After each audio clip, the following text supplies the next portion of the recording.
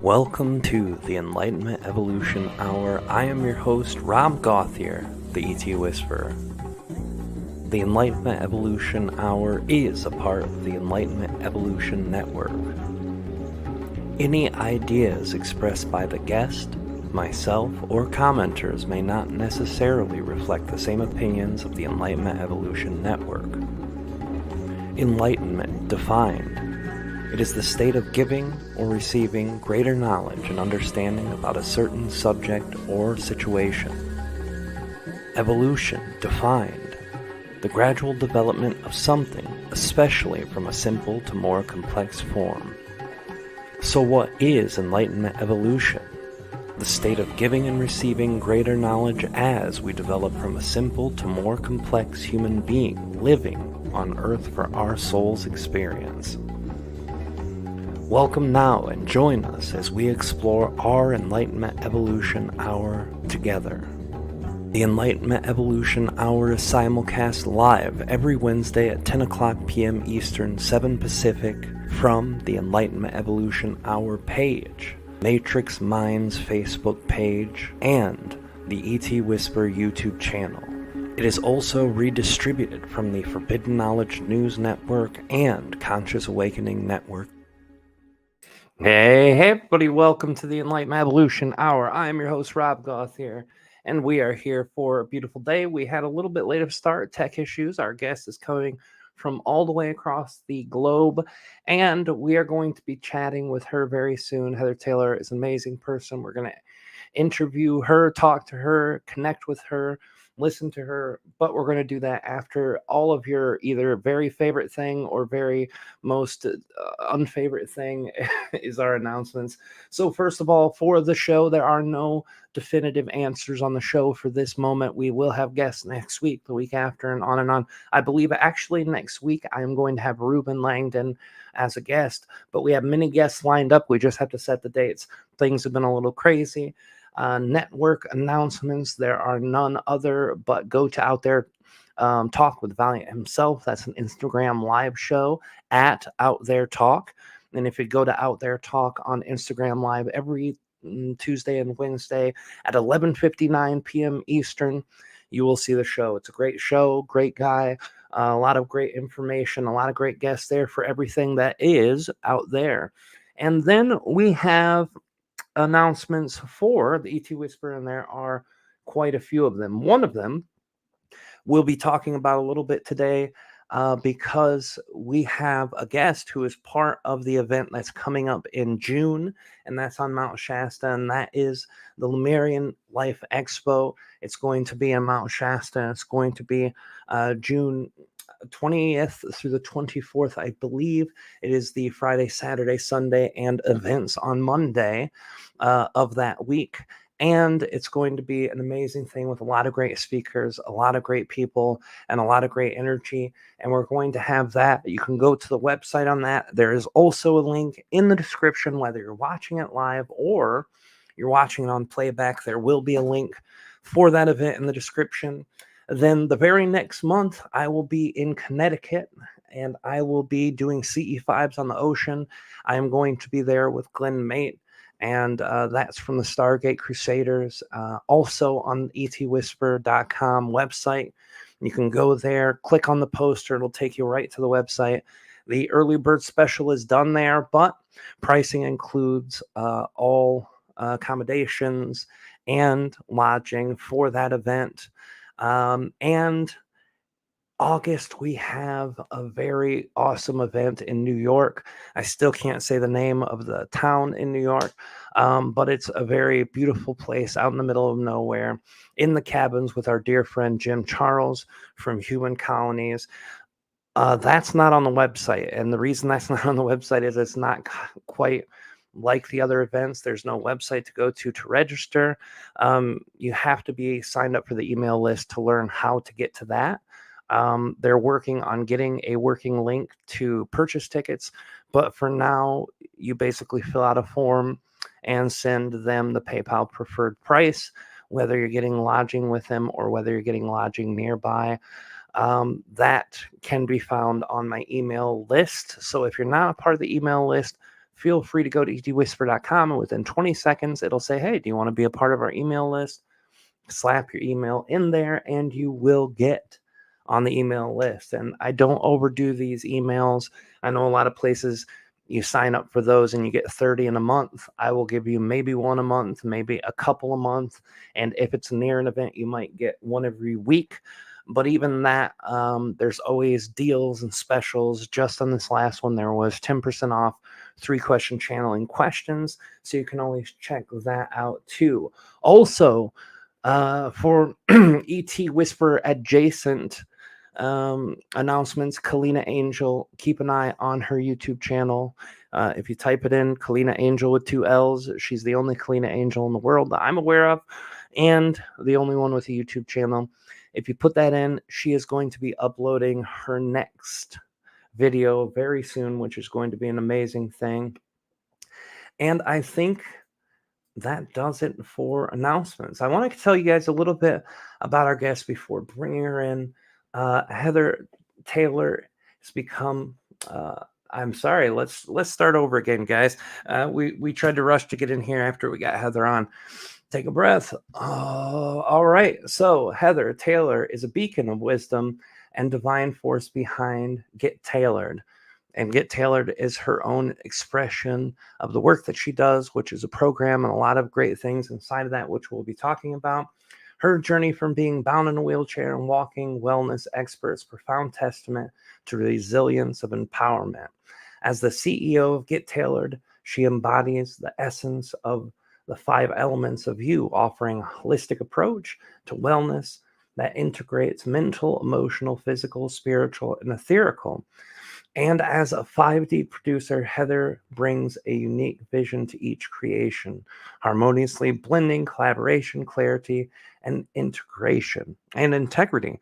So Heather is an amazing person. I could tell you a lot about her, but instead, I think I'll just bring her in, and we're going to bring her in just 1 second. Welcome, Heather. I appreciate you being here. Hello, how are you? I'm so grateful. Thank you.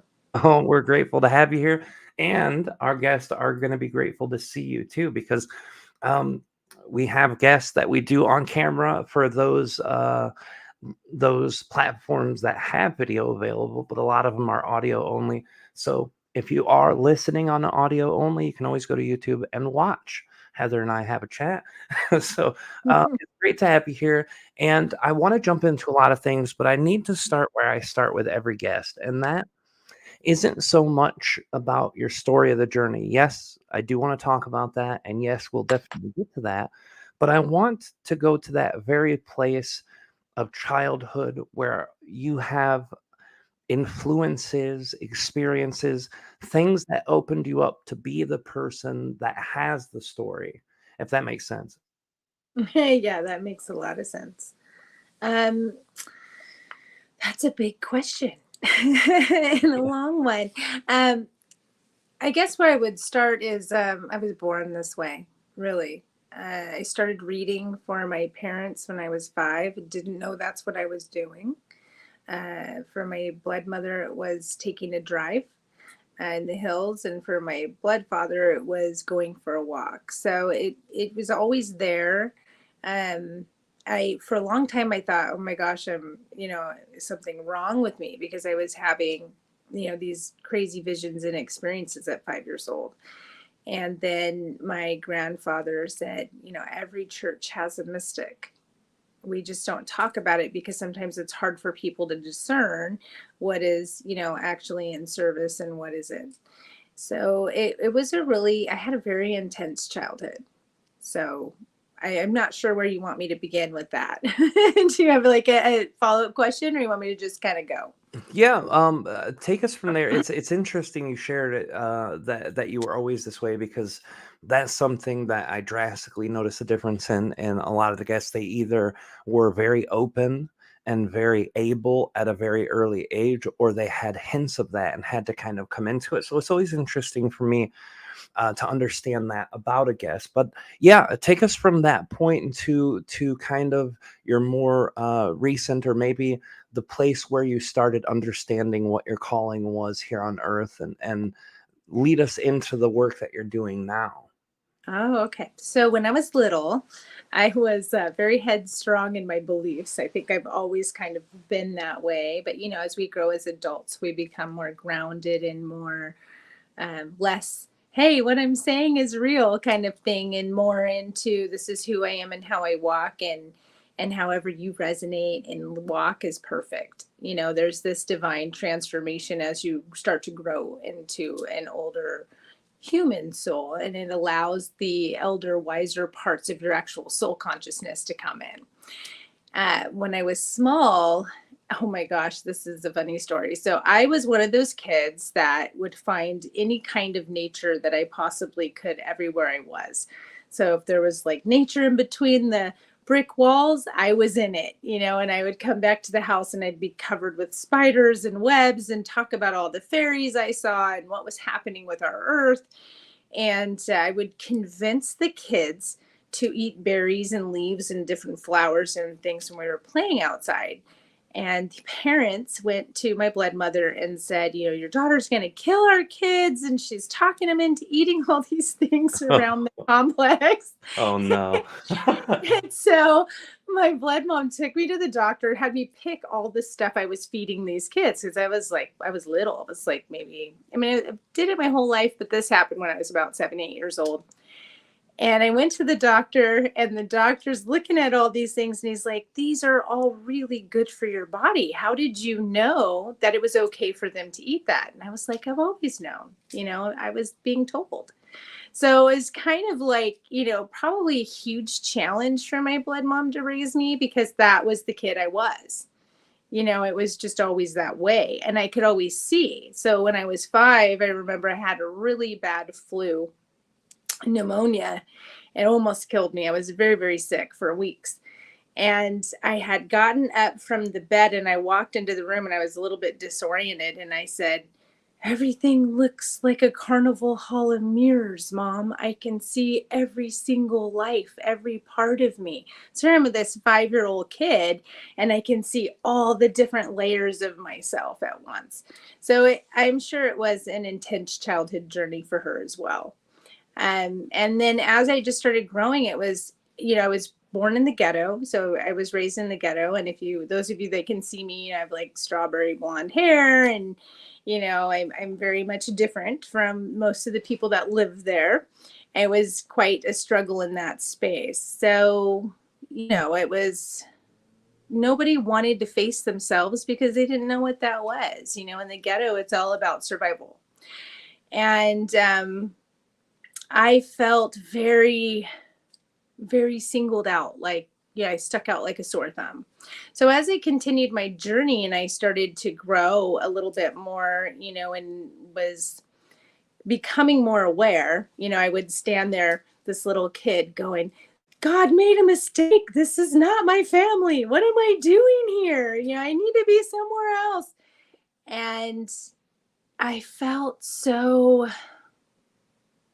just felt so alone, and I could see everybody's truths and pains, and they didn't want you to see that, because they couldn't see it themselves. And I loved them all so much. So I didn't understand. I was so heart-centered as this little girl. I didn't understand, like, why can't you understand that it's God and that it's spirit and that there's angels and all these beings? And it was just, no matter what, I had so much faith, and I still do today. I've always really beat to my own drum, because when you're seeing those things, it's kind of hard to be like, yeah, that's not happening, when it's all you see all day. And then when I was younger, or a little bit older, I was on the streets selling drugs at 11 years old for a family member. And that was really scary with the Mexican mafia. And I was sold on the black market, and Archangel Michael helped me escape. So it was, and told me step by step what I needed to do to get out. And I barely made it out. So I had this innate connection that was so powerful and so beautiful and so sacred to me. No matter what was happening in my life, it was my drive. And when I turned 14, I was emancipated.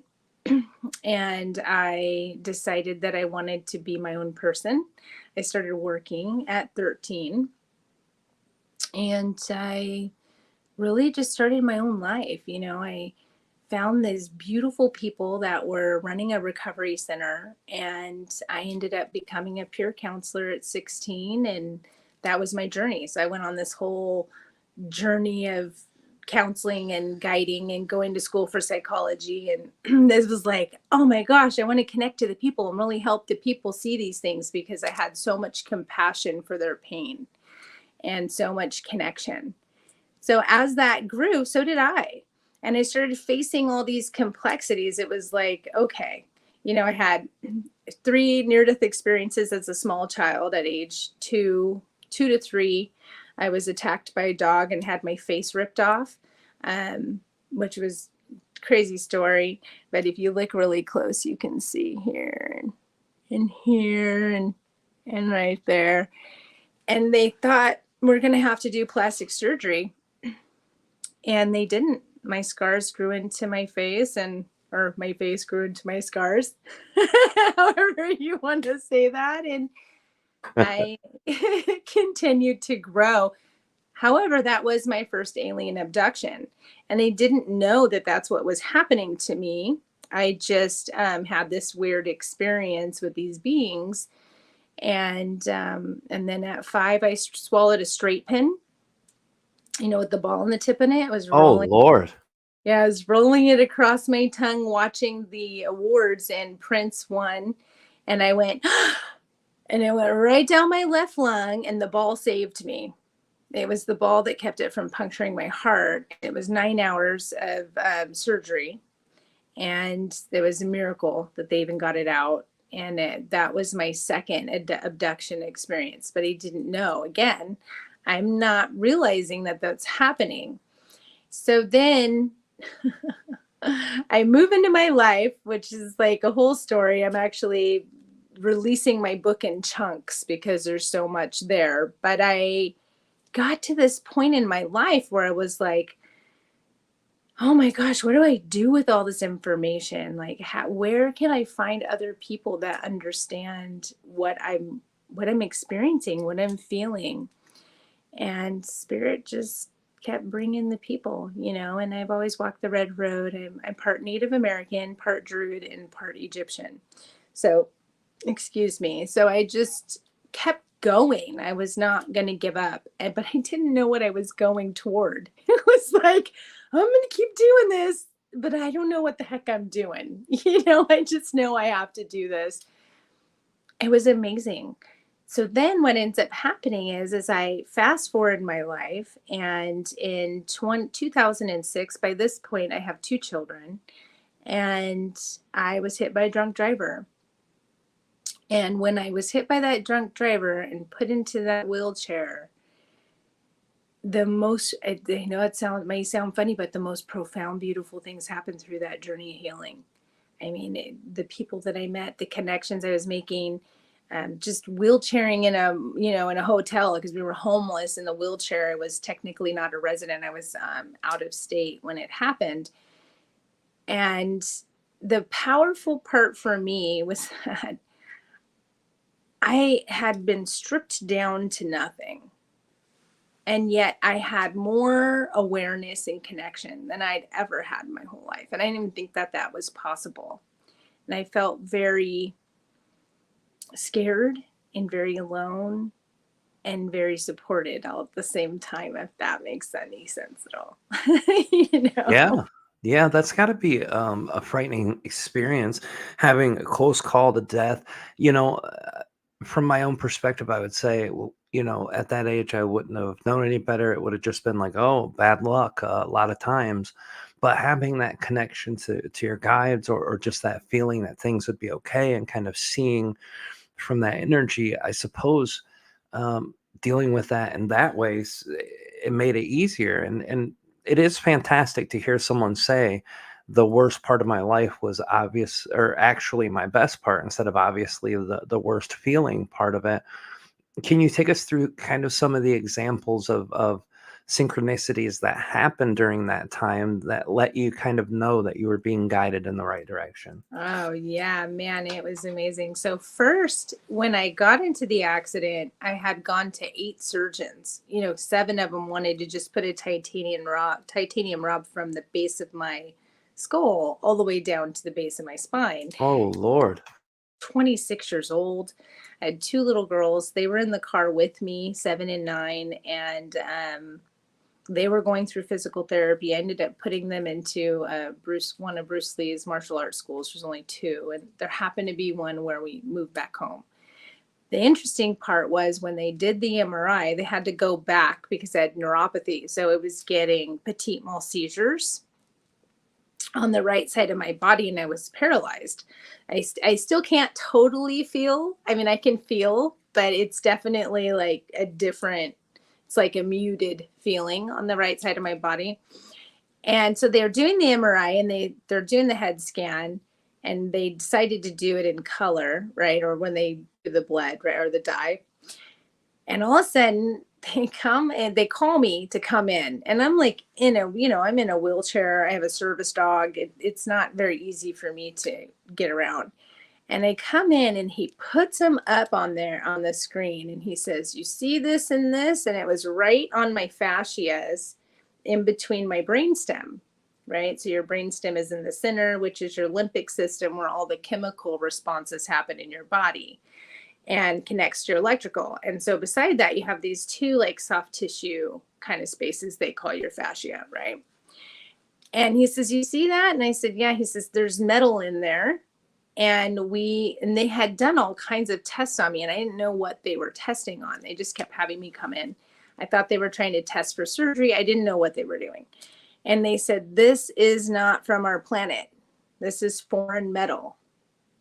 And I thought, it was like this huge moment of confirmation I really was abducted, and I haven't been crazy, and I really have been having these experiences. And oh my gosh, this whole time I've been like, what is happening to me? Because I've had, someone said the other day, they say it all the time, your life is like a movie. And it's really, really true. And I feel that, my soul chose to have those experiences and face those spaces. And I feel that a lot of that reason is because it's created a lot of compassion in me for everybody's differences. And I feel it's beautiful. And it was just this moment of, like, it sounds funny because you think someone would freak out when the doctor's saying, "Hey, you have some foreign metal in your head." But for me, it was like, Right. right? I was like, I can breathe. I'm not alone. Well, most people, I think, would just, I mean, 99% of everyone I could think of outside of our community would be like, what do you want me to do with that information? Because I can't even process this. Um, Right. it's amazing too that you said, as you're going through these things, you're getting more relief, more understanding, better experiences, and through those reflections, the hard things that you went through, it gave you an opportunity to be compassionate to others. And this is something I see in drug addicts who recovered, people who started life with very severe things like you being sold through the black market. I've known a lot of sexual abuse survivors, things like that. Mhm. Um, these people who find a way through that and come to some emotional balances inside of themselves, or find a way to live with it and be happy, are usually some of the kindest, most loving, nicest human beings you could ever know. And that's because they understand what it is to be broken, or to be torn apart, or to feel like they're not connected to their soul or something. And I think that suffering doesn't always have to be the way for people to grow, but it definitely brings a level of growth, going through difficulty that otherwise might not. Oh yeah, I think that's such a beautiful way to put it. A lot of times we look at like the pain versus love, right? When you're looking at cosmic laws, they have like the pain versus love, right versus wrong, joy versus sadness, all these things. And the thing is I agree with you. I don't believe that it's a necessary course of action. I believe it really depends on the soul, what kind of contracts are being made before they come into this lifetime, the parents that are being chosen, you know, it was really an intense space for me, as this little kid, and I was a big energy, and there was a lot going on in the house I was being raised in and the houses I was being taken to. So there was so much happening all the time that was very chaotic. And for me, I was spinning in the emotions of the world around me and didn't know what was mine and what wasn't mine and where was that boundary at. It was really powerful for later, because I do have that deeper compassion understanding. Even like now I have 5 kids and helping them, and they wouldn't even know what to do with the life that I had. And that makes me so grateful. Like, Sure. how powerful is that, right? That we have been able to move into a space where our children can have a better experience. And for me, I got clean at 14 when I ended up at that outpatient program and then ended up working there. And it just completely changed my life. And I'm forever grateful for that. Just like the wheelchair, for that experience, we were homeless. I wanted to get back to California. And because I was gone for 6 months and one day, from the accident, no one would recognize me as a resident. So I was a residentless soul in the world and I couldn't get help anywhere. So we went back to California and we lived on a campground. And the man was amazing. He made the little kid mats that link together like puzzles. Oh, yeah. Yeah. We've Yeah. got some of those here. Right? I know, they're the best. So that he linked them all together for me so I could wheelchair in the woods around the campground. And my dog would pull me. And then it was amazing, Rob.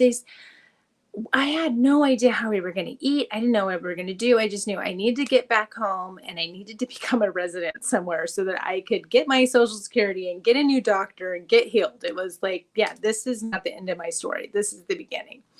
So I went, and these people would come every night with these amazing platters of food and say, I don't know why, but we made this extra casserole or this extra enchilada or this extra whatever. And we didn't know why we brought it or made it, but we feel like you need to have it. And so it was like we were having these amazing meals, homeless on a campground. And then this beautiful Polynesian family, it was like a huge family that came, like a family reunion, and they were next to our campground and they had this bonfire going and they were chanting, in Polynesian.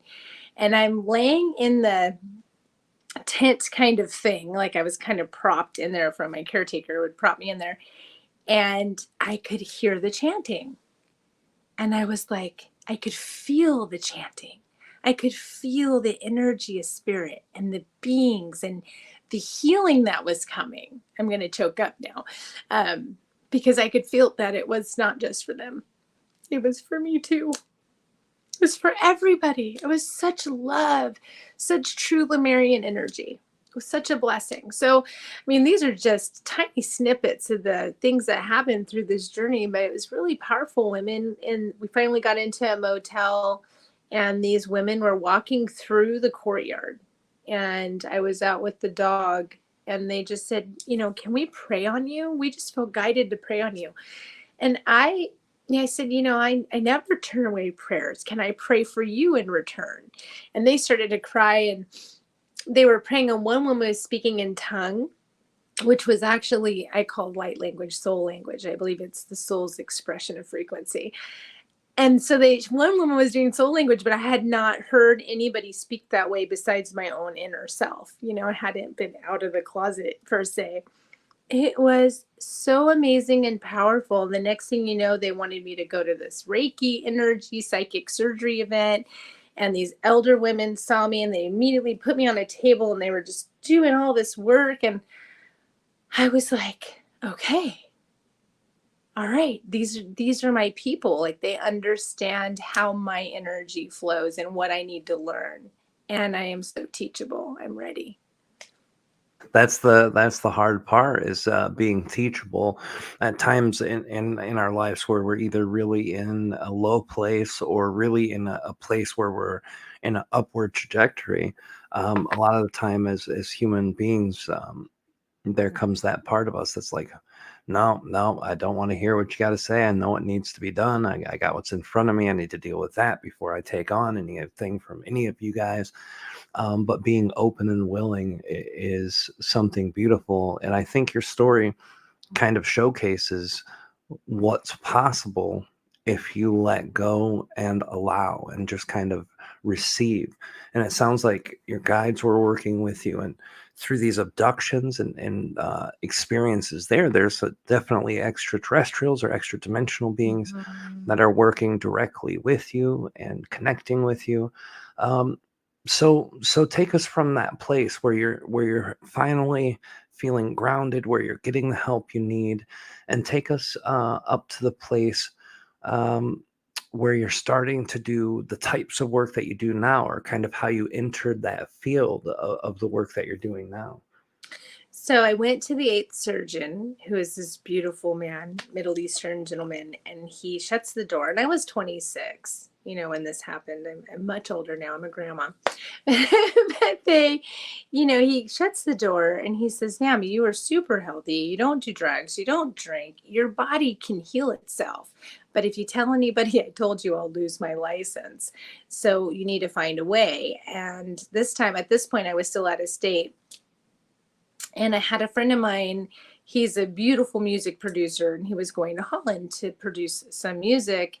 He ended up at a dinner table with these people that had just done a whole project, and they were talking to him about it. They hadn't even printed it yet. And he says, oh my gosh, my friend needs this so much.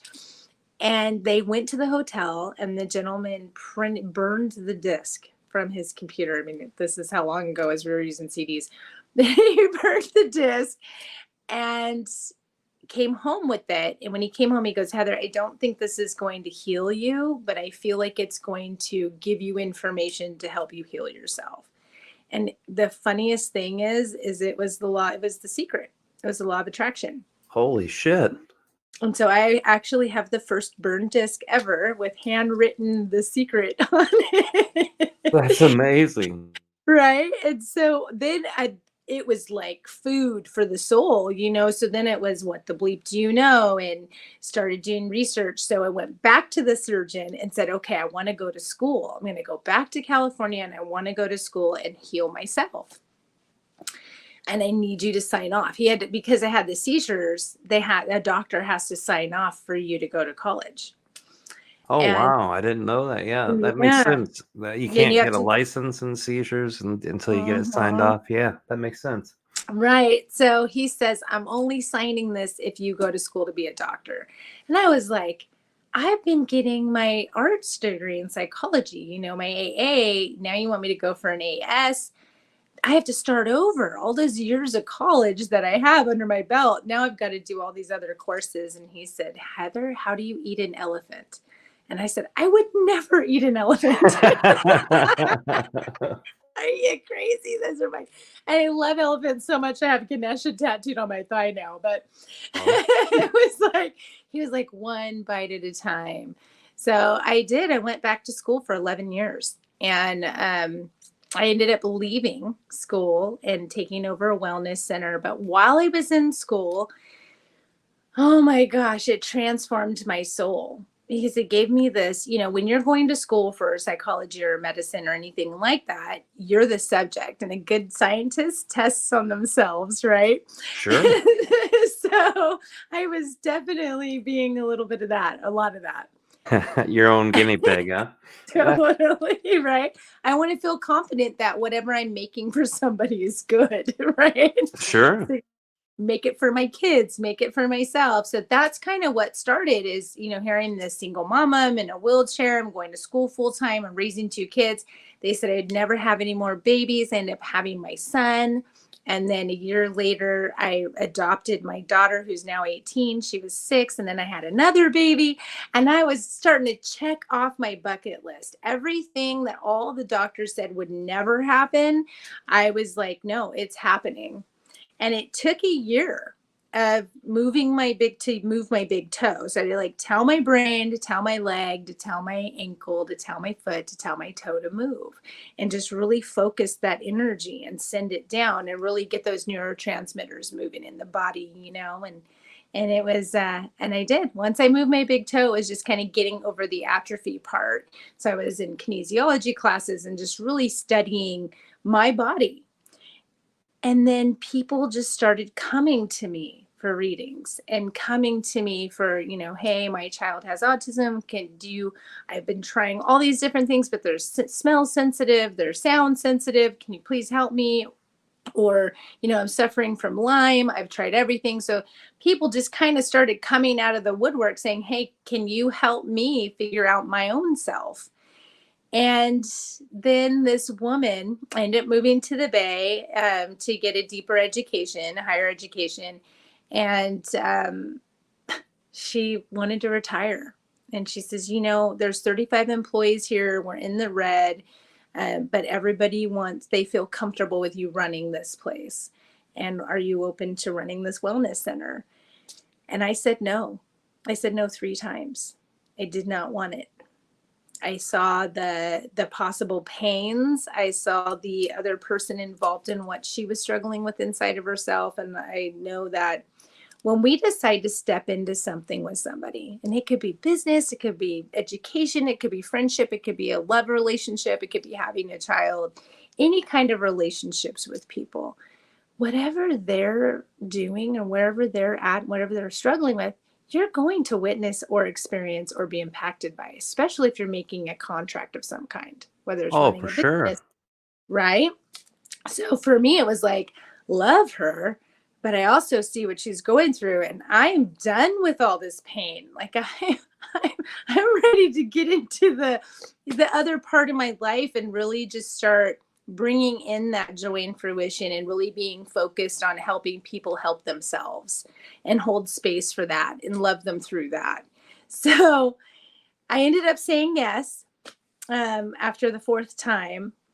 And it hurt really bad. It definitely did. However, it was probably one of the most powerful growth spurts in such a short, condensed period of time in my spiritual learning of teaching. And it was amazing. And, the place got saved. I took it for 6 months. They ended up doing a story on it in the paper. I got it into the black. It was no longer in the red. And I really didn't want to do like hair and nails and those things. Not that I don't love them, because, I'm a nail girl, but, Sure. but But just I, not up your alley. yeah, I wanted to focus on healing, and I wanted to focus on working with minerals and how to combine that with herbs and doing, psychic surgery and really just working with the being in that way. And then I started to understand that those outside expressions of self, that soul, that's what our bodies are, right? Our bodies are simply the expression of our soul and where it's at. And I started to appreciate that and see the beauty in that, and see the beauty in what these ladies are doing when they're doing hair and how they're actually pulling energy out of people. And I started working with them. They started becoming my clients. And I was like, wow, this is powerful. How I just kind of cast it aside and then realized, oh my gosh, this is healing too. Everything is. Every single little thing that maybe we might bypass in the day can be the most profound experience that completely shifts the largest things in our life. And so I sold it. I decided to sell it and moved to Mount Shasta. I was called to the mountain, very strongly called to the mountain. And it was amazing. It's still running today. It's a beautiful location in the Bay. And I'm really honored to have been a witness and a steward there.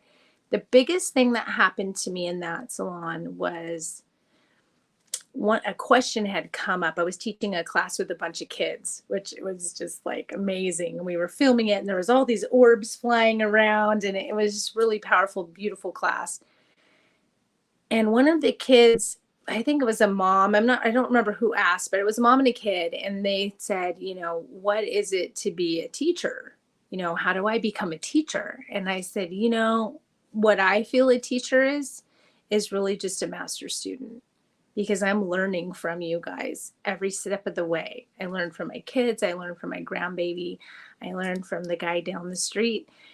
I feel that to really be a master teacher, that just means that you're a master student and you're always open to learning and recognizing that that's what this journey is about, right? Expanding and learning and loving the souls. And yeah. I really love that, being a teacher's a master student, because that's very true. And it's something that, even through my own channeling, something that Art have said that caught my attention. We assume that these people of great knowledge, or these entities in higher dimensions, or these, gurus, whatever we praise as humans as more than us or better than us, even if it's other humans, there's that part of us that says, oh, this is the teacher and I'm the student. But Art have said one time, well, he says it a lot now, but the first time he said it just broke my brain. He said, you know, when we're connecting to you and you're asking us these questions, we're reflecting those parts of yourself that we haven't seen before. And by doing that, we get to see parts of ourselves that we never saw before. So as you're asking and we're answering, you're learning. And as we're answering and looking at all of it, we're learning too. So congratulations for growing, and thank you for helping us grow. And that really hit me hard, because I'd always perceived him in this light that wasn't praised like a lot of people do with higher dimensional beings or extraterrestrials. I never gave that kind of praise to them. But I always saw him as, hey, this is the teacher, this is the guy, this is the one who tells me what I need to know. And it really humbled me, because I know in aspects of the work that you do, the work that I do, in this community, when you share something that's valuable, people will automatically assign that role to you. Hey, this is a teacher, this is a person who's doing something. And I never felt comfortable with that. But And me putting it too. through that lens, it's actually beautiful. Yeah. Yeah, no, I feel the same way. I'm always telling my students, your guides are learning from you too. And just as much as, you're calling in for all the support, have you asked if they need support? Mm, you know? that's a powerful question to ask. Absolutely. I love that. Oh, that's amazing. And I'm glad you had that opportunity. When you got called to Mount Shasta, uh, first of all, now that you've spent time there and you've kind of really integrated into that area, um, do you know now why you were called there in general? And secondly, um, if you do know, tell us a bit about that. It's my soul's home. I've always been there. It's you know, people have a lot of experiences in Shasta, and I'm, if you've watched part 2 of Ruben Langdon's interview with Ed for season 3 finale, you'll see the footage of us all three being, my husband and Ruben and I, being stuck on the mountain for 18 hours.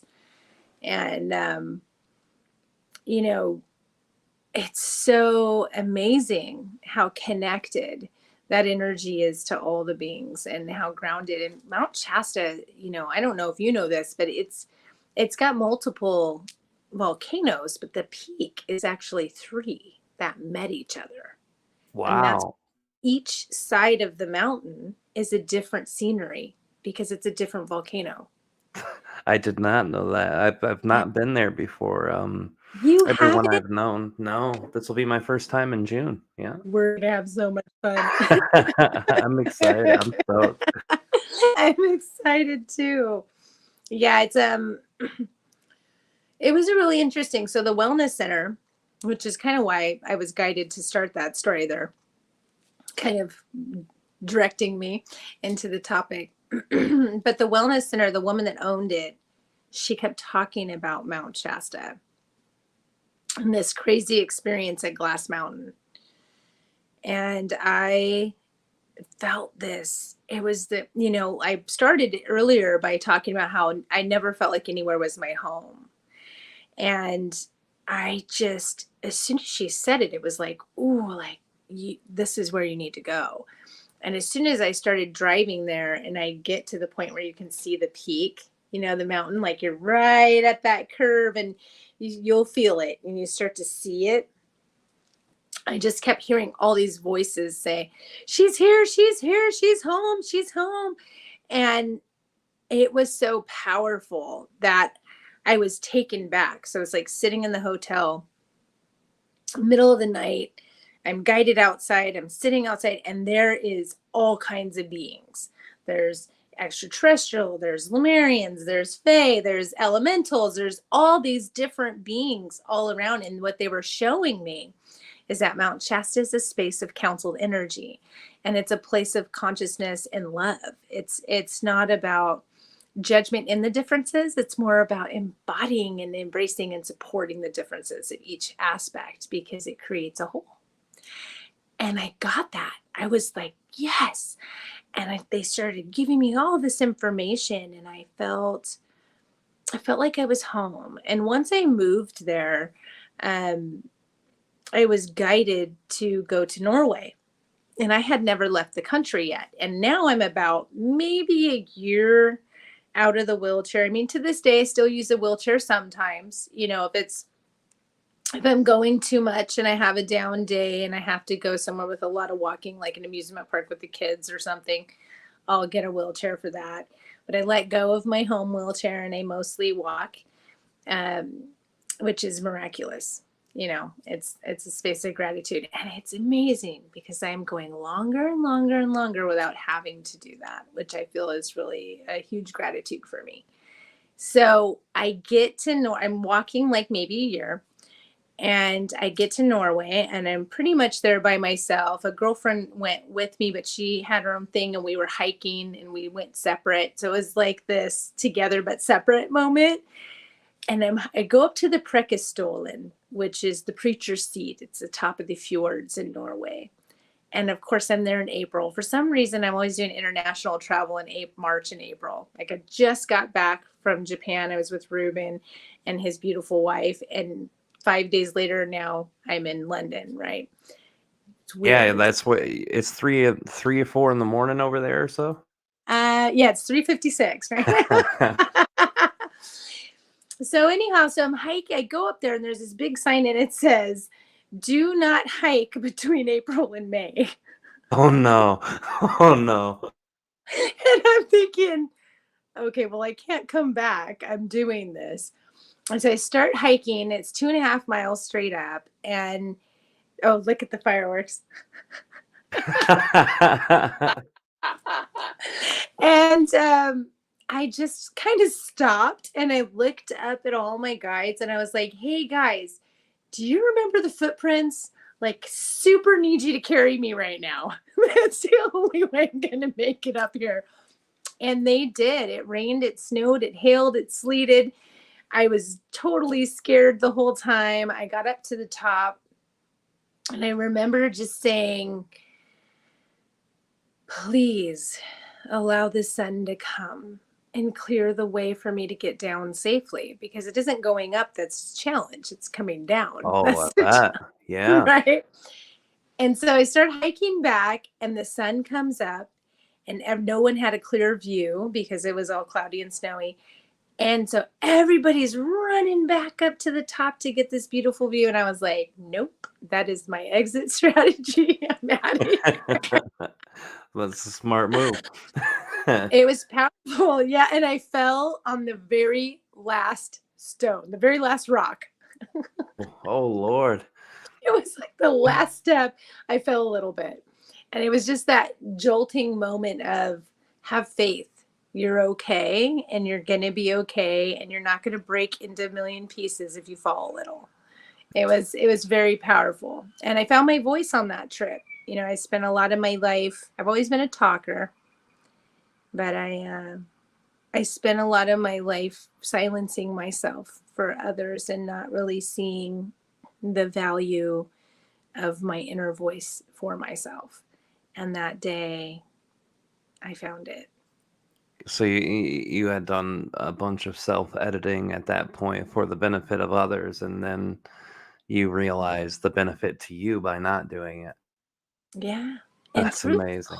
whole process, that's how the five elements was even developed, because I was going through it. I was learning the five elements of me. I was learning how it was helping the people around me. And I started making medicine, herbal support medicine, if you will, like support for my kids, because I didn't have a lot of money, and I wanted to make sure my babies were healthy and taken care of. And then people would start knocking on the door. Hey, your kids haven't been sick in like a year or two. What are you doing? And that was how that company started. Was my mom. She's totally right, and a complete beautiful lovely pain in my butt sometimes. As per family She's here with relationships, right? me. Yeah, she's here with me in London, so she's in bed with her thumb up. Yeah, I know. Oh, gotta love But mom. oh man, totally my mom. So she just was like, Heather, you need to start a business. Like, what are you doing? You can't give this stuff away, because A, you can't afford to buy the product to give it away. And B, everything has an exchange of energy. And if you're not valuing that exchange, the universe is going to take it. Yeah, or it's going to make you pay the price yourself for it. Absolutely. Thank you. That's absolutely correct. And that's what was happening. And so I started to find my voice and moved into that space, and it was really profoundly beautiful. Now I'm in Mount Shasta. All these things have happened, and I'm in Mount Shasta. I'm hiking, going through a divorce. And it was like one after the other. Each layer of learning was occurring. And I started to really realize that I was home. And everywhere I've gone, I've traveled all over the world looking for my people. Everybody's like, oh, in Ireland, everybody looks like you. Nobody looks like me. Scotland, everybody looks like you. Nobody looks like me. Egypt, everybody looks like you with dark hair. And no, that's, it was like I couldn't find me, like other tribe. I was like trying to find my tribe. And then I realized that my tribe is everybody. You know, I I really like that. I love everybody, and I really, really do. Even the people in their dark spaces and really struggling with that trauma in them. I see that pain, and I hug them. That's just kind of how I roll, and I love it. I love it too. And can because right now we've got a few minutes till we get to our lightning round, about 15 minutes. So I want to cover some of the work that you do now with people. I know you brought us up to the place with the five elements, and kind of share now what your work is now and kind of how you help people, and maybe share an example of what your average day with a person that you're helping looks like. And I'm sure that somebody's watching that knows me, and they're probably laughing, because it's so diverse. Um, what an average day is really where they're at. So a little bit of a recap. What I'm doing today is I've decided to start doing the one-on-ones again for one-offs, people that just want a one-off reading or an intuitive session. They seem to really enjoy it, because I start the session with, please don't tell me anything. I'm just going to connect my high self to your high self after asking permission, and spirit will tell us from there. Um, so that's a lot of fun. And that's the biggest thing. What do? I do the things that bring me joy. I do the things that are really feel that are my soul's path. And I've made a lot of shifts through that and finding that. So one of the things is I am part of the 262 Women's Book Club. Or it's not even a book club. It's an empowerment movement of 262 women. It is a 5-year um, project, basically a 5-year project. And it's very, very exciting. We're doing a lot of things. We're doing our book launch in June in Canada. And so it's 262 of us who have written a book together. So there's little pages and sections about what we're doing and who we are and how we can come together in our differences, which is like super yummy. And what I love the most about it, which was a huge important aspect of me deciding to say yes to this project, is they aren't about women only. They have men supporting them. They're about supporting men.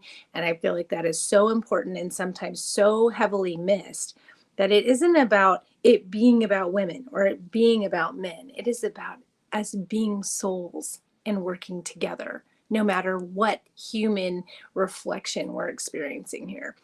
And that is a powerful thing. So it's 262 Women's Project. I'm super excited about that.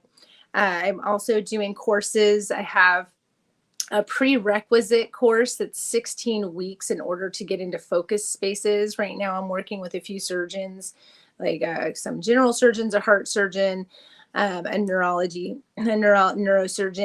And how that all started is I was getting called to do psychic surgery in tandem with other surgeons, and the recovery rate was like accelerated by 85%.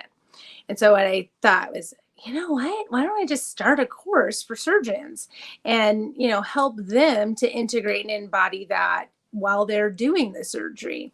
So that's super exciting. And the 16-week prerequisite is so important because it's the fundamentals of us that are going to impact and reflect what we're doing. So we do psychic surgery, we do telepathy, we do hairology, which is working with the energies of the hair and the body and the follicles, and really connecting on that level of ourselves, on that molecular level. And we teach, whatever the gift is really what it's about. Herbology, mineralogy. What are you? And sometimes you don't know. And that's why the 16 weeks is so important. So it's 2 parts, 8 weeks each, part 1 and part 2. Part 1 is great for people that just want to experience it and be in it and kind of learn themselves, and they're not really applying it to a career. But the thing is it doesn't matter. The 5 elements of you is a core fundamental structure of yourself. It doesn't matter what you do, whether you're in the spiritual community, the AI community, whatever it is, it really, really helps you in the fundamental ways of your life. And what are they? So the 5 elements, number 1 is mental. Mental is awareness, which is fire element. So we really dive into how to work with that energy and what's that about. Number 2 is discernment, which is water element, which is also the emotional body. How is my emotional body and my mental body impacting each other? What do I love about it? And what do I want to change about it? Or maybe what I want to learn? The 3rd one is our physical. Self-worth, value, earth element. That is like so important and so key of our physical body. It's completely a reflection of our mental and emotional body. So really understanding that part of self is key. The 4th element is containment, which I love, right? It's spiritual, it's our soul, it's air element. So it's about taking all those 3 elements, bringing it into self, and really having a look at, how am I impacting the people around me? How are the people around me impacting me? And what am I loving and what am I freaking not loving? What I love about this is that's usually when people come and say, oh my gosh, Heather, the whole time I didn't know what the heck I wanted to do. Like I knew I wanted to do something, but I didn't really know what it was. And now I'm figuring it out. That's the most amazing part. So then we move into the 5th element. And that 5th element is all about the etherical. And what is the ethers, right? The ether element. It's really about the external world. It's about selection. Now that I have these awarenesses of myself or this topic or this person or this place or this thing or this career, what am I going to do and how do I take those steps? So the 5 elements of you is amazing, powerful, and completely changed my life. And I felt like I can't keep this to myself. I need to really give it to other people and really share that. The other part is the 5 elements of you allow you to be the director of your own life. A lot of times we find people that are in the 9 truth and the 1 lie, and the 9 truth and the 1 lie to me is where it's all about service to the leader or the teacher instead of service to the people. So I always ask people, if they're like, I don't know if I should go into this community or not. And I'll always say, okay, would this person wash your feet? They're asking you to wash their feet. Would they wash your feet in return? Because we're here to be here for each other. And if I'm not learning and open to learning and able to be in service as my students and my people, my community are in service, then there's an imbalance in that exchange of energy I was talking about, which is Completely an imbalance. right.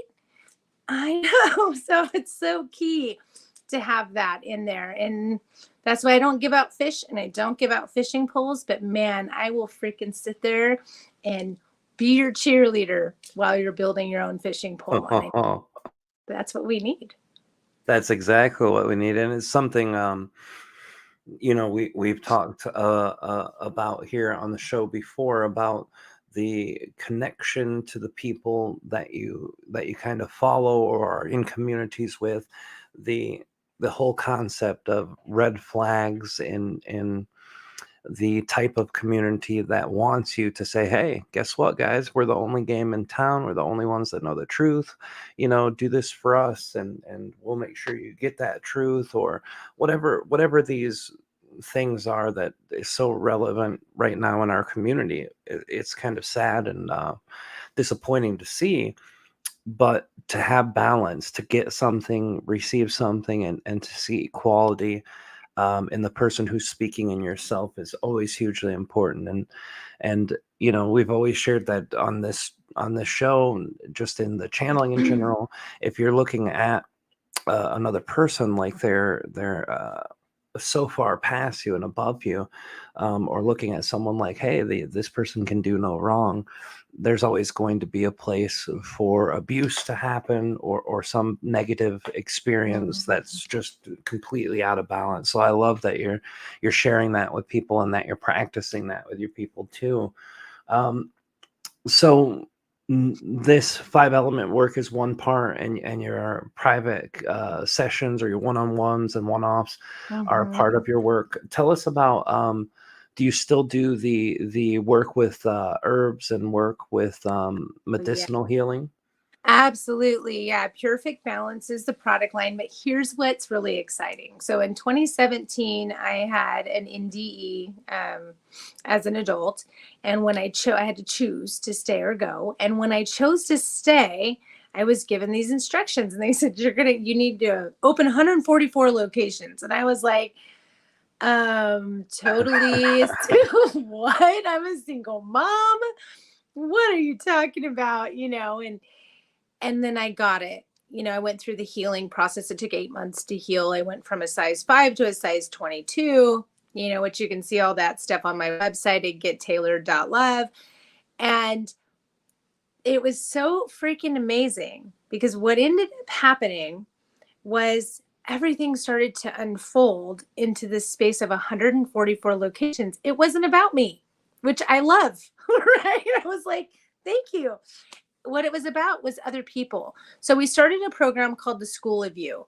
And the School of You program is where if you want to open a location, you want to impact people, and the location can be you. We have Cliftonite Acoustics. He's a musician. He's amazing. And he is the brand. He's the location. And he's one of our 144. We have Adriana Farina. She's a hairologist. Amazing freaking soul. I love her with every part of my being. I love everybody so very, very much. And I am so blessed to have her in that deep level of my life. Oh my gosh. I don't know Fireworks how I'm doing again. that. I can't remember. I know there's a trigger word for it, but I can't remember what it is. And I don't think know there's, if what you I'm put a doing. thumb up too, if you do a thumb up to the camera, Well, then what was something this fancy one will happen. Ruben did? Does it work? I don't know if it'll work, but we were on my show Get Tailored, and Ruben did this, and all of a sudden all these hearts started pouring out of his That's amazing. I know, we were cracking up. So yeah, so anyways, the 144, you can go on the website and take a look. We have like an application where you can either sign up or do a consult. Maybe you're just a person that's like, hey, I don't know what I want to do, but I want to know what that's about. the beautiful part about 144, we have one in Gibraltar, Soul Seed Cafe, beautiful people. We have the Bay Area with Adriana, which is Revival Beauty. Love. It's so amazing. And then we have Julie Gruenhagen, who's coming online, and she has In Balance Soul. Then we have, of course, our Mount Shasta location, which is Lives in a Lifetime, the Everything and Nothing store. And then we have Cliftonite Acoustics, and the list is just growing. There's so many people coming. I think we have 12 now. So much coming online. And what it's about is we're helping each other. That's the exciting part. We are connecting to each other. We are helping each other grow. We are being present with each other. It isn't about, here's the level and everybody's below. No. What do you want to create, and how can we be of support to help you do that? And that's what I really felt empowered about. So that's a thing. Yes, I also am teaching herb classes, mineralogy classes. There's so many different beautiful things that are happening. And then on top of all of that, we have beautiful events coming. So there's a lot to play with, and my website is a journey. So play in there. We have a handbook, which is the 5 Elements of You handbook. It's free. You can go on there and get it. It's 22 pages of beautiful connecting with the self with a little bit of homework. My students always say I'm a big homework giver, which is, they give me homework too. I'm always telling them, you're giving me homework too. So it's a lot of fun, and we love each other through it all. And I feel like that's what it's about. Well, absolutely. Helping each other is real important. Also, before we get to the lightning round, which is our benevolent question set to get to know you a little better, normally we would do that right now. I'm having just a tiny bit of a technological issue.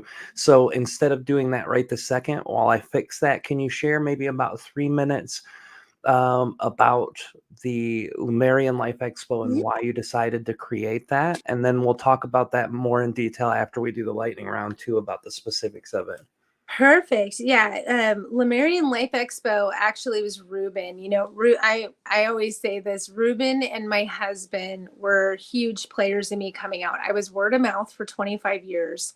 And Ruben and my husband were like, Heather, like, you need to do your own show. So then it took 6 months, and then I started to get tailored.love and said, okay, Ruben, I'll do it, but can you co-host with me? Because I'm a little scared.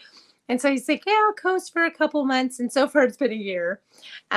He is moving to Japan. He has so much unfolding. So I'm so excited for him, and it's beautiful.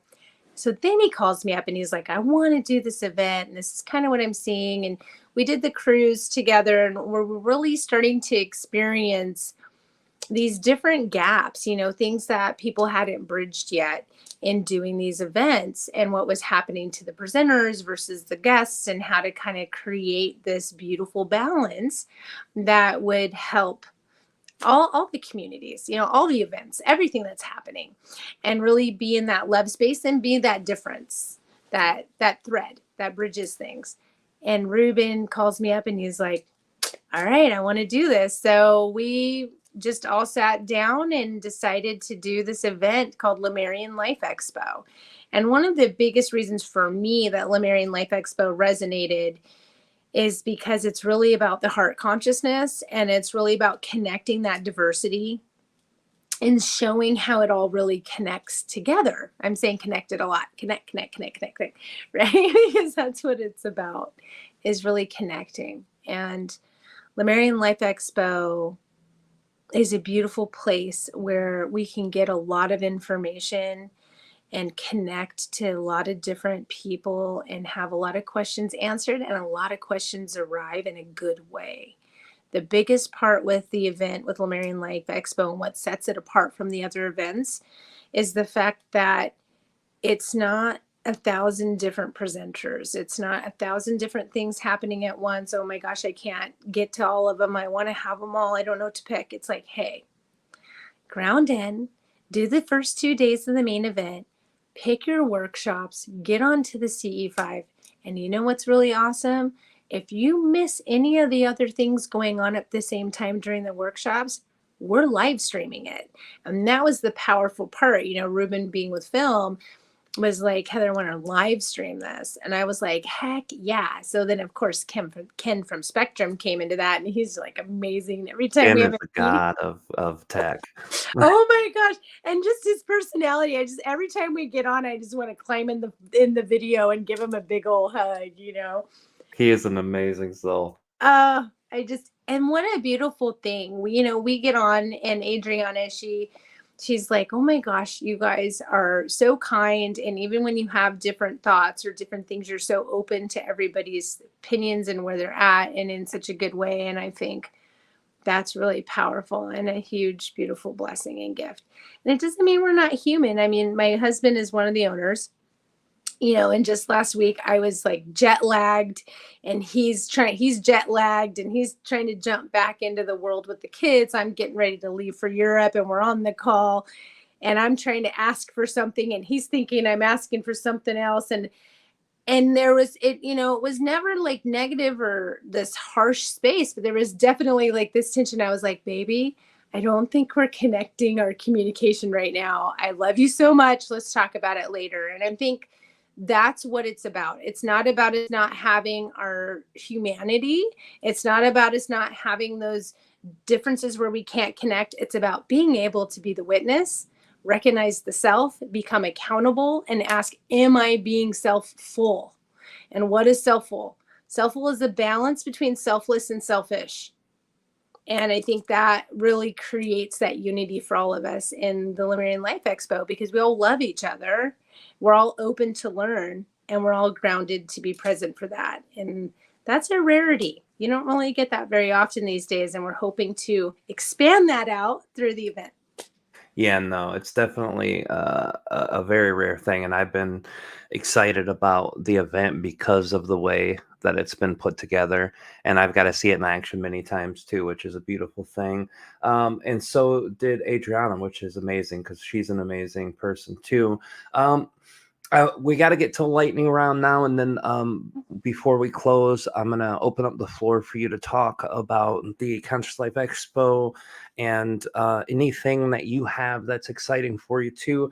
The lightning round is 5 or 6 benevolent questions that are focused on getting to know you, because we've gotten to know you in a way that we don't get to know all of our guests, which is good. And that's getting a part of your own expression and getting a part, but also to see your personality shine through. You're lovely at doing that when you communicate, which is beautiful. But this gets to know you as a personal person, which is something that I always find exciting for me, but also our audience loves it a lot. So if that's good with you, just we'll go through a few quick questions and get to know you a little better. Okay, I'm ready. All right. The first one is what your favorite color is. Oh my gosh, rose gold and peacock or these are my, oh, I don't have my other ring, but it's rose gold and teal, basically like a peacock green, always. Like a treb green. I love that. Yes, yeah, like rabbit green. That was good. Um, what is your favorite food? Oh man, I'm a Libra, and I'm channeling all kinds of beings all the time. It's whatever they're in the mood for. I would have to say, if I was gonna like pick my favorite food, if my husband was watching right now, it would be dark chocolate and bread. Oh my gosh, Mm. bring on the bread.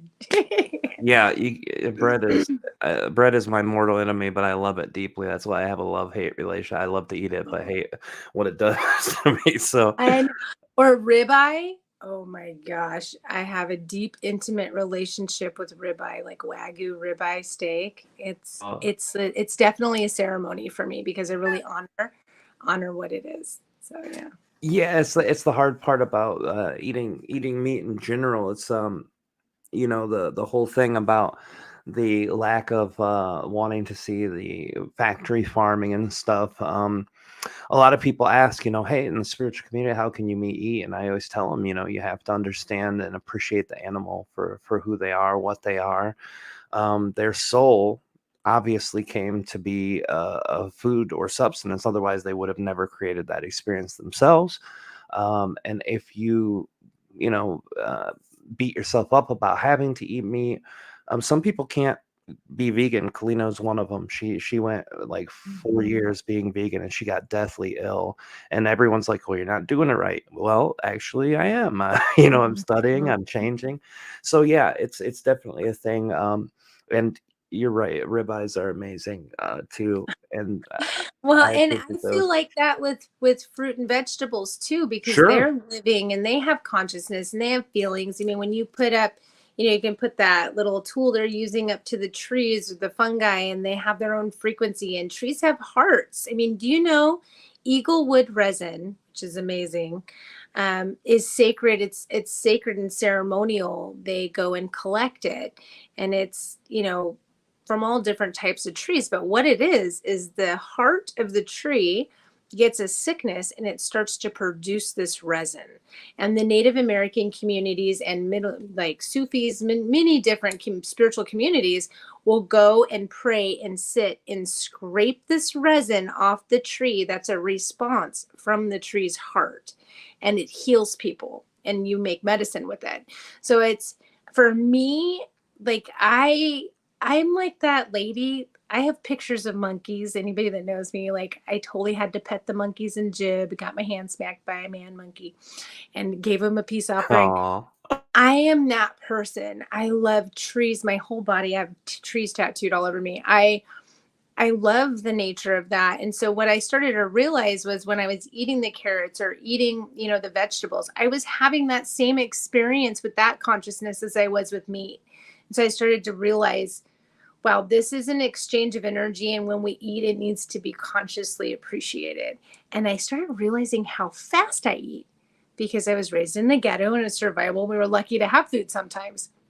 So I was like, I am not honoring this when I'm putting it in my mouth and chewing it. I'm just like trying to get done eating. And so I've been really slowing down and being in that process of how it's honoring my body, and I'm honoring it. I love that. Yeah, it's the same energy across the board, the living consciousness, and I love what you said about the slowing down. That's one thing I do. I eat like as if I just got out of basic training a lot of the time, and I should probably slow down. That's beautiful. Thank you. What is your favorite song and or band? Oh man, these are really hard questions, Rob. I know some people just don't have favorites, and they hate these. They're like, dude, I can't pick any of these. Well, I love Body right now with the music. I've really been loving Body Gold by Oh Wonder because it's all about the head in the clouds and the feet on the ground and being in the balance of both. And I love that. And then You and I, which is about Paris. And my husband and I had this, I mean, not, it's about France. But we had this amazing experience in France and really kind of embodied a lot of that journey that song is talking about. So I think that's one of the things. And if I was going to say my favorite band, I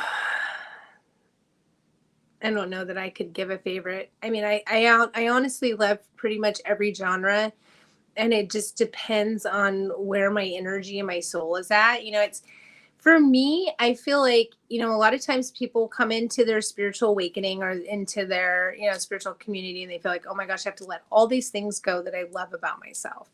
And I always feel like I just want to be the moderation in me. Sometimes I want to go listen to some metal and put on my Doc Martens and, go have a good time. And sometimes I'm totally like, on my whole flight, I was in classical music. So, and sometimes I'm beating the drum, and singing Native American songs. And I also notice when I'm channeling whatever beings coming in, they're me to specific types of music. So it really just depends on where I'm at. I don't think I could give a favorite specific to a song, but I love the feeling of the drum. I mean, if we were going to pick like an instrument, I would say drum, violin, and cello for sure. Yeah, I love that being where you are too, because a lot of people are surprised when I tell them that I love the genre of gangster rap. It's one of my favorite types of So music. does my husband. Yeah, I have to be in the mood for it now more than I used to be. I used to be able to just listen to it anytime, but uh, Yeah, it's part of my experience, my growing up. I was very Mhm. deeply into it, and just because my mind changed about the content of the music doesn't mean I don't enjoy music, the musician's creative process, and the sound of Mm. it. So it's definitely I hear you there. Um, what's your favorite animal? Oh my gosh. I know. This is the lady that thought the goose was gonna give her a hug, and I'm like running towards him. Come on. I really, oh gosh, I don't know, man. I have a horse that I love that's very sick. So physically she's having some trouble. She's a rescue, so prayers, please. She's Yes, amazing, and I rescued her. So I would say, I don't know, cats, foxes. I love foxes. A ferret is probably one of my favorites because it's a cross between a dog and a cat. Like it mm, has that duality energy, and they're like funny. They're like little comedians, and they do funny things. they Oh, are hilarious. I lived they with one for about 3 years. It was amazing. yeah, and they're always taking your shiny stuff. You lift up the pillow, and there's all your coins. So I guess ferret I would be one. I had a ferret familiar. I've always had a familiar in my life, but they're always different animals. So I think it Yeah. just depends. Yeah, I love them all, man. I'm just one I of can those feel that. people. Well, I love I that you almost love feel them all. guilty choosing. Like I'm choosing. I'm like, but I love you guys. I love you guys. That was Kalina as a kid. She would go to all the cats and make sure she petted them equally. So I Yes, yeah. I resonate with that very deeply. Oh. Um, out of all the places that you've ever been in the world, and we might have already had our answer, but what is the most beautiful for both the physical beauty, but also the feeling of it? I would have to still say Mount Shasta, and I've been to a lot of sacred places. But it's Yeah, just my soul's home. It doesn't mean that I haven't been to powerful, amazing. I mean, oh my gosh, Japan was a whole journey. I was being guided by koi fish, having my husband write things down in Japanese, and then following the guidance and researching the Japanese words, and they completely aligned with every shrine, every torii, every place we went to, and it started with these elder koi fish. So, and that's kind of how my life is I go somewhere and it's animals that guide me or to something that's sacred, and then I'm at the base of Mount Fuji, walking into the largest torii in Japan, being guided by beings, and the names they give me, I look it up later and it's actually the beings for those sites. So I think that no matter what, there's this great beauty. And when you really look at it, it's like your soul's home is that connected space where you anchor and ground. It's like your hub, right? But then you reach out to all the places because we're all connected. Like I was love that. that word? I love that. The last question I have, and this might be the only one that's a bit personal, and with tough childhoods, this has been a bit of a sore spot for a few of our guests, but I ask it nonetheless. What your favorite childhood memory would be? Oh my gosh.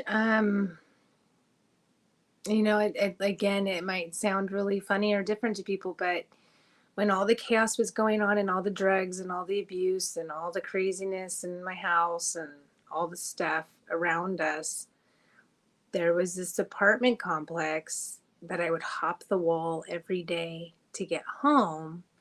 And there was these two walls in between two apartments, and in between the walls was all these natural trees and eucalyptus trees, all kinds of stuff. And I would jump down in between the walls and go into this magical land and just be with it. And that was a great memory. I had an uncle that I loved very, very much. And he would show up every so often, and I told him about it, and he said, "You know what? I want to take you somewhere." And he took me to the freaking riverbed in Orange County where all the homeless live.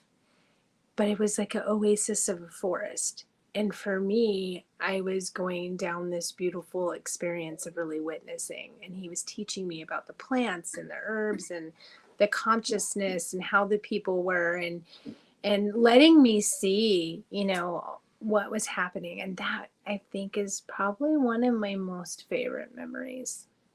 That is amazing. Thank you for sharing that. And I'm gonna open up the floor to you here in just a minute, to kind of just let you talk about the plans for the expo and whatever else other things that you've got going on and how people can get a hold of you and stuff. But before we do that, I just want to share with you, getting to know you over the last year or so has been a fascinating journey for me, and I can always feel your heart. Um, you and Ben are amazing people, and I really love how you show up, and I love how you share, and I love how you feel from your heart as you share.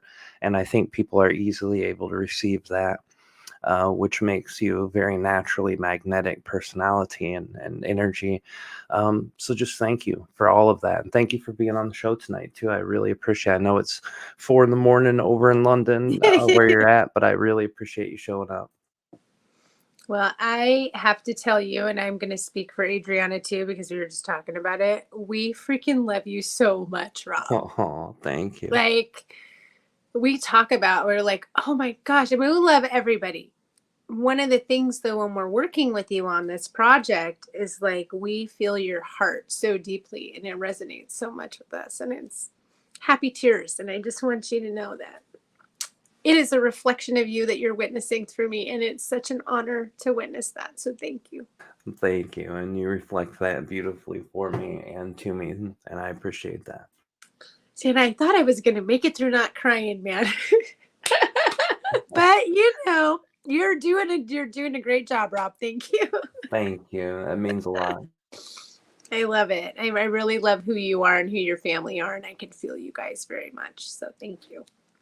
We appreciate you too, more than you could know. Kalina and I were talking about you guys today, and she can't wait for June because she really wants to be able to meet all of you. Oh my gosh, I cannot wait to freaking hug her. So excited. Uh, Thank you so much. And please feel free, the floor is yours.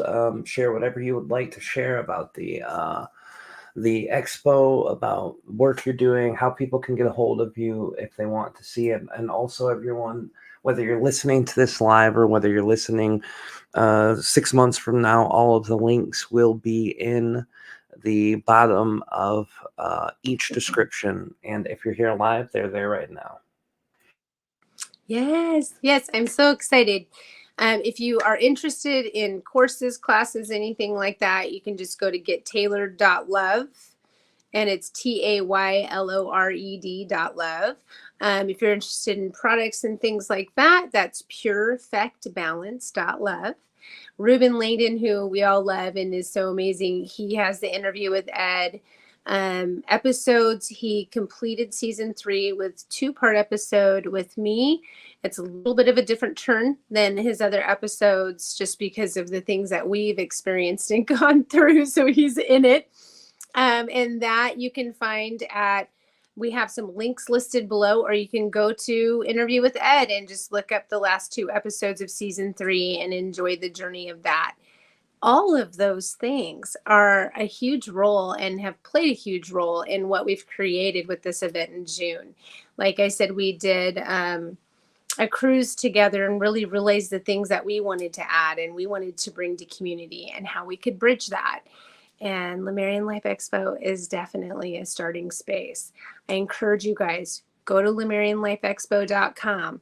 Take a look, experience it. The thing about these websites that my husband built, he built all 3 of these websites, Get Tailored, Perfect Balance, and Lemurian Life Expo. And the thing about them is they're not just websites where you go and you click and you sign up. They are experiences. There are videos, there's information, there's connecting. Because sometimes we might not have that time in the moment to connect in the ways we'd like to. So maybe we want to go back to that website and see it later. That is a beautiful thing about these websites. So enjoy the art. Enjoy the creation of it. Feel the love that we're giving you guys, whether you are able to make it or not. And here's the beautiful part too. If you cannot make it in person, we are live streaming the entire event. So you can go online, you can book a package and get the entire event live streamed from your home. And if you are going to go and make it, and of course you can't do all of the workshops, whatever workshops you don't choose, if you get the package, you buy that and you get all the live stream with it from all the courses, all the workshops, all the aspects. Why is that important?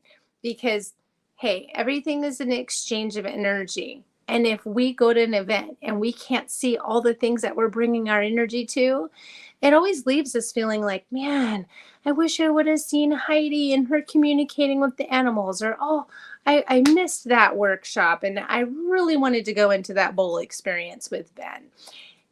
And this way, with the live stream and the amazing things that Ken, we were speaking about, Ken from Spectrum is doing, this gives you guys the space where you really feel like the exchange you're putting in is coming back to you completely. And as you know from this show that we just did with Rob, it's very important to me. It's very, very key that we are in balance with each other as much as possible. And ideally, complete perfect balance. So if you have any questions, we have an awesome help desk at lemurianlifeexpo.com. And you can always, send me an email too. I love to talk to everybody and connect. It's definitely a part of my joy. And yeah, I'm super excited. We've got channelers. I'll be channeling also. I work with Ashera and a community council that I've been working with since I was 3 years old. And I'll be more focused on kind of grounding and helping everybody integrate and embody. And we talk about integration, which is bringing it into our field, but embodiment is really living it. And so being able to choose what parts of that you want to bring in with an event with so many presenters, that's kind of important because we want to get that goodness from each person. So come to Lemurian Life Expo. Give me a hug. I'll hug you back and love you to death. And that's just kind of how I am. And I'm sure you can feel that. And I feel like Rob is that way too. We're here to bring the love. And I feel like you guys are too. So come to Lemurian Life Expo, meet us all, and we'll be there ready for you. I promise I do give free hugs, all of it. Me too. Well, thank you for sharing that too. And I can't wait. This is going to be an amazing event, and I'm really excited to get it into it and with the people who are going to be there. As much as I always love doing events, Ruben is probably my closest friend in the community that I have. The way I connect with them and the realness there, and getting to know you and Ben has been amazing. Ken too, Adriana too. Everyone who's working to make this happen is a beautiful soul, and I really love you guys. I'm so stoked. Oh my gosh, we're so stoked too. We love you so much, and we love every presenter coming on here, and it's really amazing. And we're so excited to work with you, Rob, and really support what you're doing because it's so important. It's funny. Somebody said to me something about going through a transition. They're like, I feel like I'm going through a death, and it was like, no. So is it a death or is it the phoenix rebirthing? Sometimes that thing that we were talking early, sometimes it might come across as a pain, but it's actually the most profound beauty. And then after that happens, they're like, okay, what do I do with all this? Lemurian Life Expo is going to give you the tools to that. It's going to help you understand how to connect with your higher self in different new ways. Maybe you're completely connected and now you're getting new information and you want to kind of shift into a new space, or you feel something coming on. This is a great place to experience that. We've got dreams, we've got art, we have light language, we have bowls, we have healing, we have geometry, we have so much stuff for this event, but it's in a beautiful flow so that you don't feel overwhelmed and you can ground and embody that in the way that you need it. And again, guys, we are here to be there for you and hold space and love you through it. So if you need help, that's what our help desk is for. And we look forward to seeing you guys. As you can see, it's June 20th through 24th, 2024. And I look forward to seeing you there. Yeah, and I put up the poster with all the great presenters that are going to be a part of it. Wendy Kennedy, a dear friend, Tyler Ellison's a dear friend, Jamie Price, dear friend, and all of these other people who are here. Obviously, Ruben, Heather, and Ben, but everyone else who's been here. I look forward to getting to know them. I've got to meet personally Gail and Lyrica too, which was an amazing experience. And I'm looking forward to the whole things. And I appreciate you coming on tonight. I really do. Thank you for being here tonight. And thank all of you guys in the chat who have been so amazing, who joined us, who shared. We really appreciate all of your guys' exchanges with us too. Thanks again, Heather. I appreciate it. And I look forward to seeing you in June. Yeah, thank you so much. I'm very, very grateful, everybody. And Rob, you're amazing. And I look forward to seeing you too. Thank you so much. And we appreciate all of you guys who are here. Oh, Daniel James in the house. Hello, hello. Look at that. Daniel James, our good friend. Thank you, everybody, for being here. We love you guys. We appreciate you. Come on back next week and 10 o'clock p.m. Eastern, 7 Pacific on the Enlightenment Evolution Hour. We will have, in fact, Ruben Langdon with us, and it'll be a great thing. He's been on the show a few times.